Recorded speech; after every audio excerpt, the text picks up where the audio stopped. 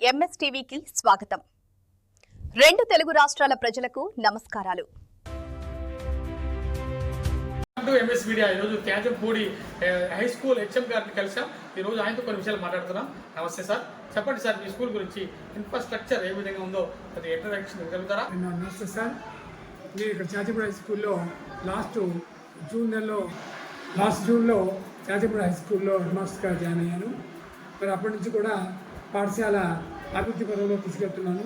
మరి ప్రభుత్వ ఇచ్చినటువంటి ప్రోత్సాహము, ప్రభుత్వ పాఠశాలల పట్ల ప్రభుత్వం తీసుకున్న శ్రద్ధని చక్కగా వినియోగించుకుంటూ నేను కూడా పాఠశాల అభివృద్ధికి ఎంతో కృషి చేస్తున్నాను.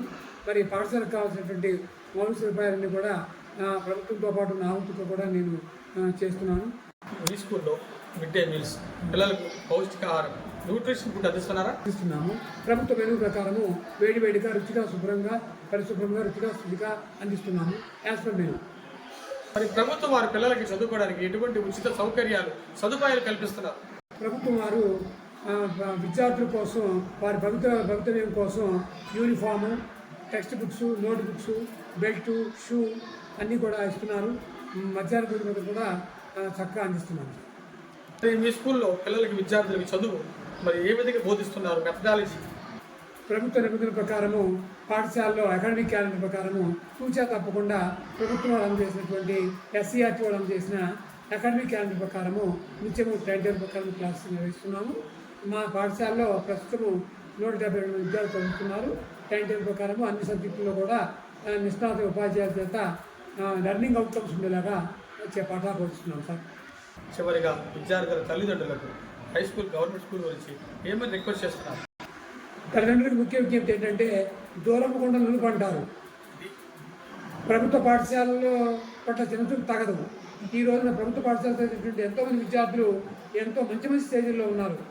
మరి భారతదేశం మన దేశంలో ఉండి ఎన్నో ఉన్నత ఉద్యోగాల్ని సంపాదిస్తూ ఎంతో నాలెడ్జ్తో ఉన్నారు. కాబట్టి ప్రభుత్వ పాఠశాలల పట్ల తల్లిదండ్రులు మక్కువ చూపాలి.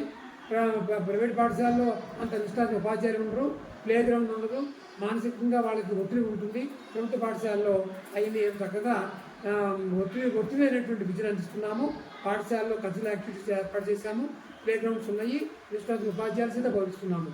ప్రభుత్వ పాఠశాల ఇప్పటి వరకు త్యాజగూడెం హెచ్ఎం గారు చాలా చక్కగా చెప్పారు. గవర్నమెంట్ స్కూల్ పై చిన్న చూపు వద్దు అంటున్నారు.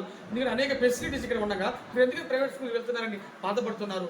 విద్యార్థుల తల్లిదండ్రులు ఒకసారి ఆలోచించి ఇదివరకు కాదు ఇప్పట్లో అన్ని ఫెసిలిటీస్ హై స్కూల్లో కల్పించబడినాయి. కాబట్టి మీరు ఆలోచించి నిర్ణయం తీసుకోవాల్సిందిగా ఎంఎస్ మీడియా రిక్వెస్ట్ చేస్తున్నాం. ఈ స్కూల్ని మరి ఇంత స్థాయిలో మండల సెకండ్ ప్లేస్లో తీసుకొచ్చినటువంటి లెజెండరీ హెచ్ఎం విజనరీ హెచ్ఎం గారి congratulations are heartly welcome. MS media ప్రతి చోట ప్రజల మాట.